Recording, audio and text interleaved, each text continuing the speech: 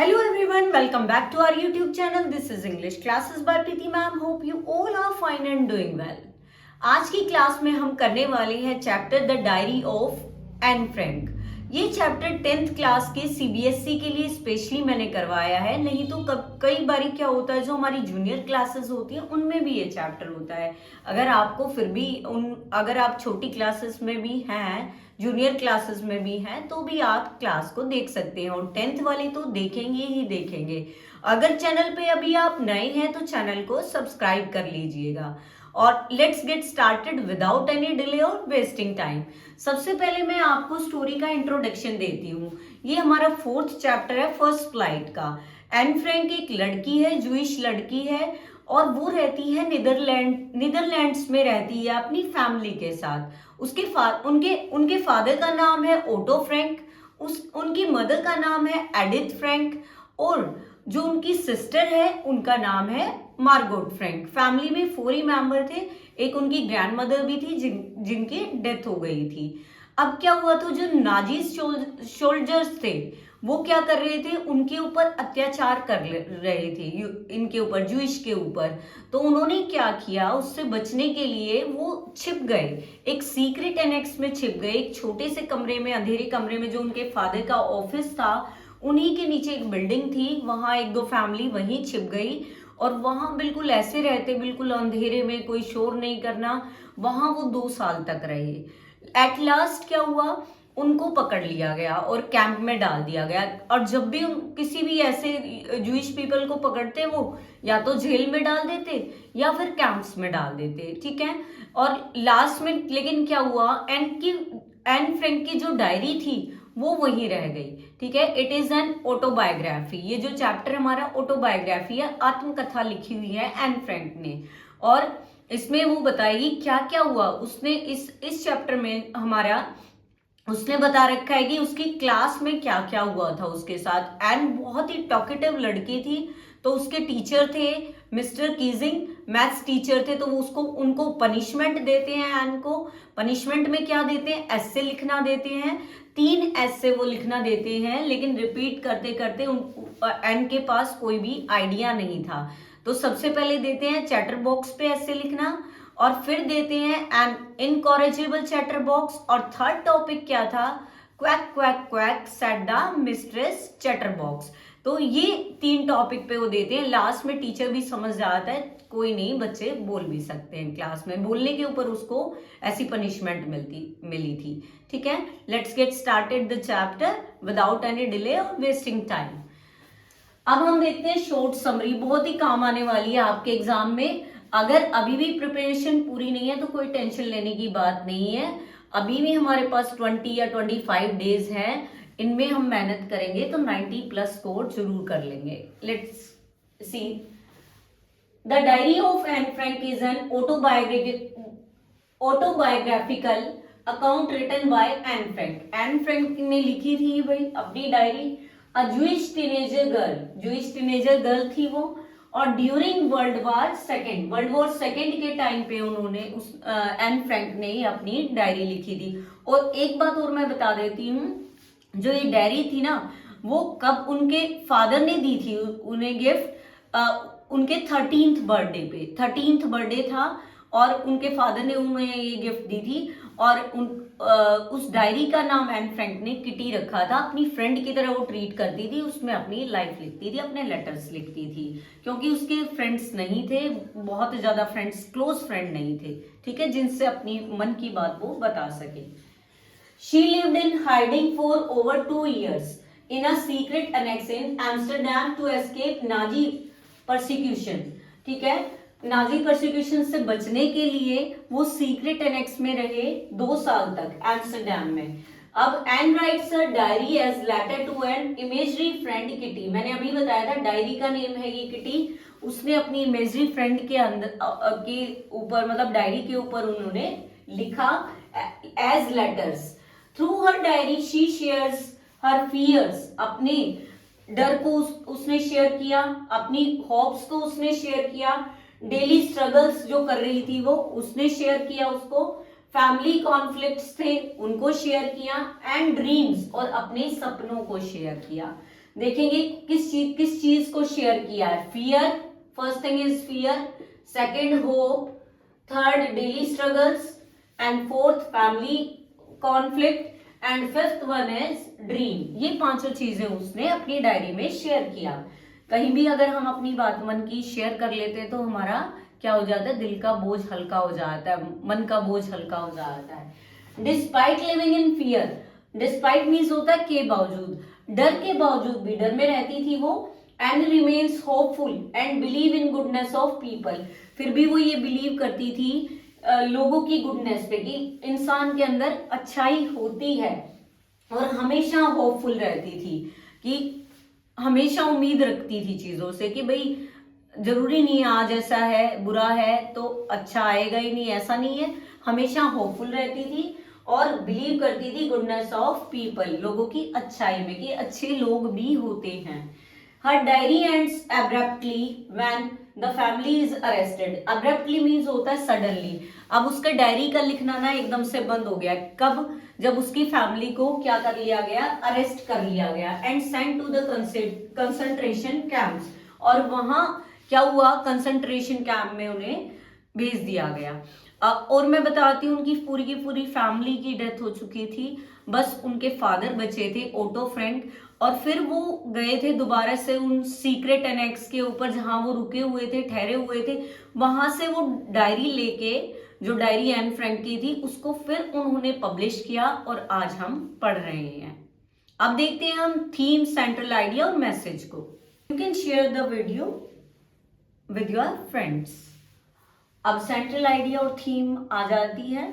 अब थीम देखते हैं। Central idea of the lesson is human courage, hope and emotional strength. देखो हमारे अंदर तीन चीजें होनी चाहिए, और यही लेसन हमें ये जो चैप्टर है वो सिखा रहा है, बता रहा है कि ह्यूमन करेज होना चाहिए, होप होनी चाहिए, इमोशनल स्ट्रेंथ होनी चाहिए। कब?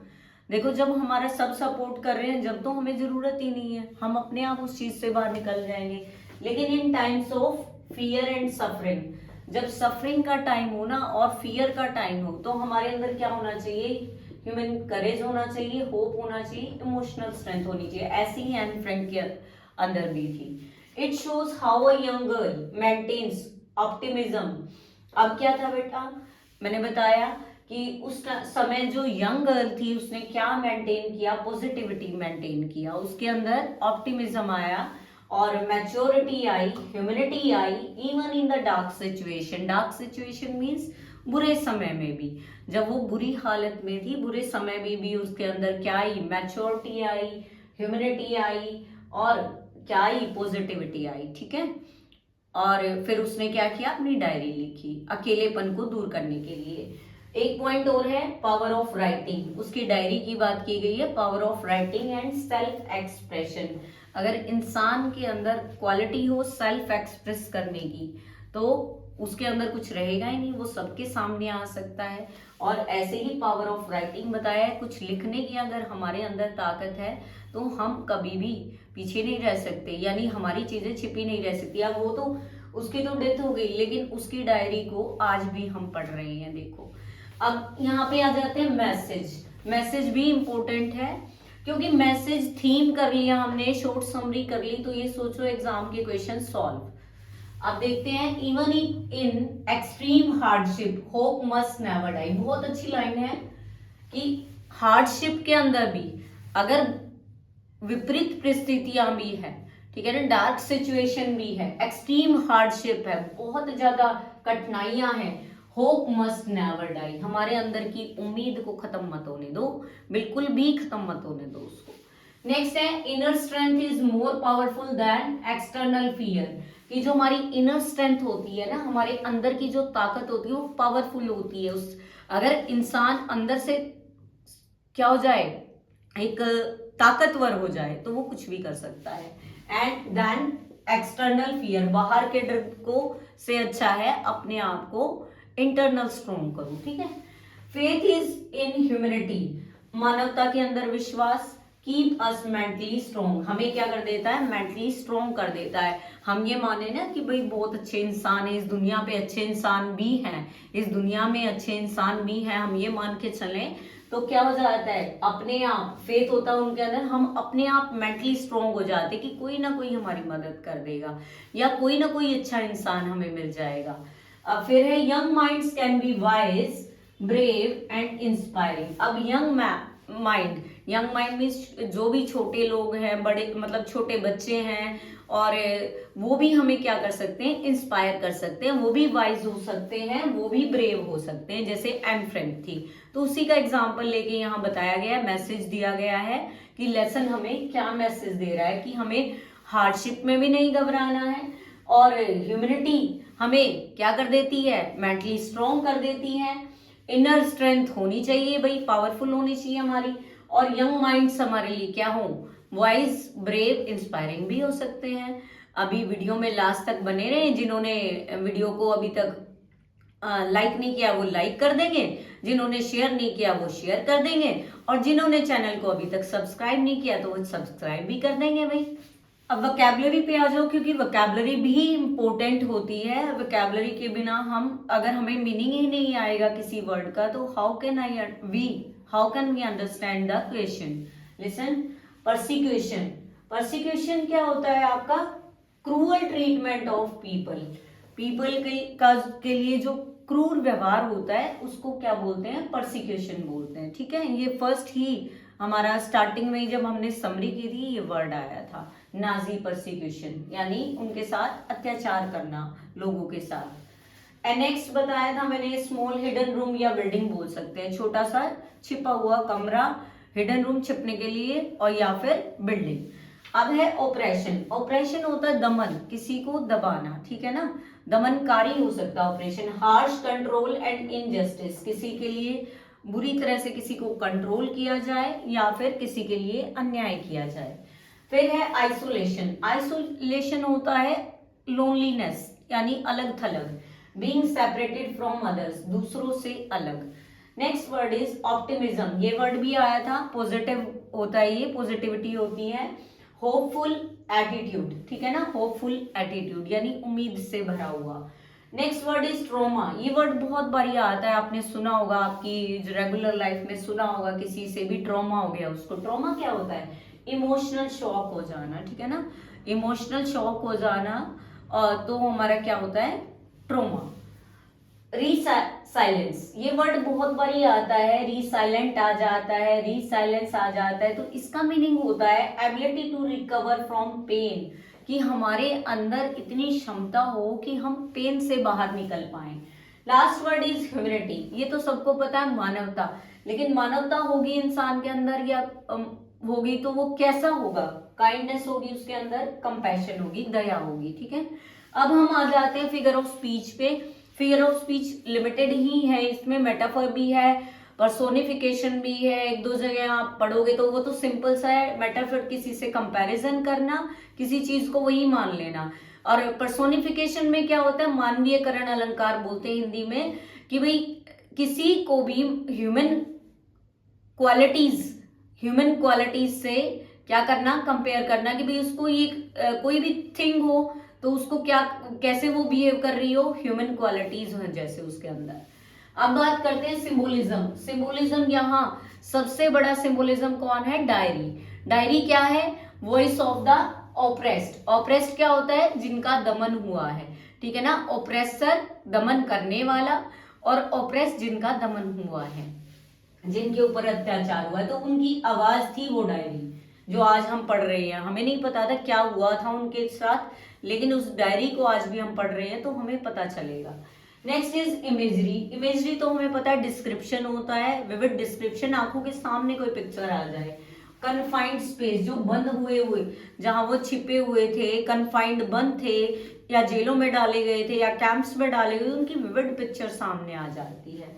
Next is hyperbole. हाइपरबोल क्या होता है, किसी चीज को बड़ा चढ़ा के बताना, और यहाँ क्या था हाइपरबोल, एंडलेस फियर। उनका जो एंडलेस फियर था वो हमारा कौन सा फिगर ऑफ स्पीच है, हमारा हाइपरबोल है। वीडियो में लास्ट तक बने अभी रहें, और चैनल को अभी तक सब्सक्राइब नहीं किया तो चैनल को सब्सक्राइब जरूर कर दें, और अपने फ्रेंड्स के साथ जो 10th क्लास में पढ़ रहे हैं, आपके रिलेटिव हैं, बहन भाई हैं, तो उनको भी वीडियो शेयर कर दें। और अभी हम जो लास्ट पार्ट रहने वाला है वो क्या है, हमारा क्वेश्चन का पार्ट रहने वाला है। एक्सपेक्टेड क्वेश्चन हम करने वाले हैं, जो सबसे इंपॉर्टेंट पार्ट है हमारा वीडियो का या क्लास का।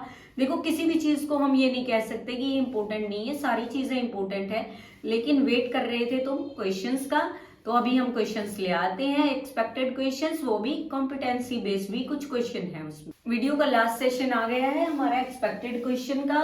चैनल को सब्सक्राइब नहीं किया तो चैनल को सब्सक्राइब कर दें।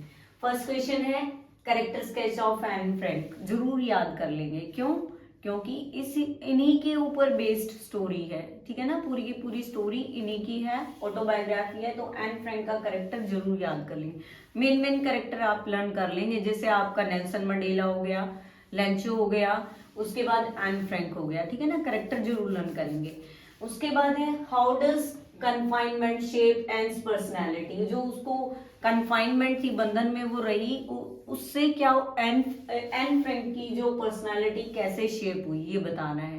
कैसे वो अपने लोनलीनेस को दूर करती थी, कैसे वो डायरी लिखती थी, क्या लिखती थी, क्या करती थी, तो सारी चीजें, अपने फियर को कैसे रिमूव किया उसने, होपफुल रही, वो सारी चीजें बतानी है। नेक्स्ट क्वेश्चन है how does N balance fear and hope in her thought. दोनों चीजों को कैसे बैलेंस कर लिया उसने, कैसे बैलेंस कर लिया। बहुत ज्यादा डर था और बहुत ज्यादा फियर था, एक्सट्रीम फियर था वहां पे रहना, अंधेरे में रहना और बिल्कुल आवाज ना करना, शोर ना करना, इस तरह वो छिपे रहे 2 साल तक। तो आप ही सोच सकते हैं कितना डर होगा। तो उसकी उम्मीद और जो उसका जो फियर था, उनको कैसे बैलेंस किया उसने, वही है। अपनी डायरी के थ्रू वो टाइम पास करती थी अपना, और उसके इतने फ्रेंड्स तो थे नहीं उस टाइम पे। अब है what lesson does the diary teach humanity, कि क्या लेसन देती है ह्यूमैनिटी के बारे में, कि गुडनेस हो सकती है ह्यूमैनिटी में, कंपैशनेट हो सकता है इंसान, या मानवता के अंदर काइंडनेस हो सकती है, कंपैशनेट हो सकते हैं वो, और कैसे इंसान दूसरे की मदद कर सकते हैं, ठीक है। हमें हमेशा यही सोचना है कि सामने वाला बहुत अच्छा है, हमें कभी भी ये नहीं सोचना सामने वाला ऐसा ही है, ये कर देगा वो कर देगा। अगर आप ऐसे पॉजिटिव थिंकिंग रखोगे ना कि सामने वाला अच्छा है, तो सच में वो अच्छा हो जाएगा। नेक्स्ट है why is Anne's diary more than a personal record. Personal record से ज्यादा कैसे थी। देखो एन ने अपनी लाइफ के बारे में तो लिखा ही था, लेकिन साथ में देखो उसने कितने लोगों को क्या चीज बताया, ठीक है ना, जो उसके साथ हुआ, कितने सारे लोगों को पता चला उसके बारे में। तो वो पर्सनल रिकॉर्ड से ज्यादा डायरी क्या था, Anne is diary more than a personal record से कुछ ज्यादा ही थी वो, ठीक है। उसमें उसने अपनी सारी चीजें लिखी थी। और 13 ईयर का बच्चा क्या होता है, वो झूठ तो बोलेगा नहीं, है ना। तो उसने अपनी सारी सच्चाई लिखी थी। तो ये हमने चैप्टर पढ़ लिया है एन फ्रैंक। इसमें थोड़ा वो तो और भी ऐड कर लेना, और भी पढ़ लेना चैप्टर में। आपको मैंने बता दिया था तीनों ऐसे चैटर बॉक्स, और उसकी एक टीचर भी थी, हेड मिस्ट्रेस थी उसकी, उसने अपनी 5th की तक की भी लाइफ बताई, प्राइमरी जो स्कूल में जाती थी उसकी लाइफ बताई। उसके बाद वो अपर ग्रेड्स में हो गई, तो कैसे उनको डर लगता था कि वो पास होंगे या नहीं, सारी चीजें बताई गई हैं। अगर आपको क्लास अच्छी लगी है तो अपने फ्रेंड्स के साथ शेयर कर दें। If you found this video helpful, don't forget to subscribe my channel, share and like my video. See you soon in the next video. Till then, goodbye, take care, keep learning, keep growing, keep practising.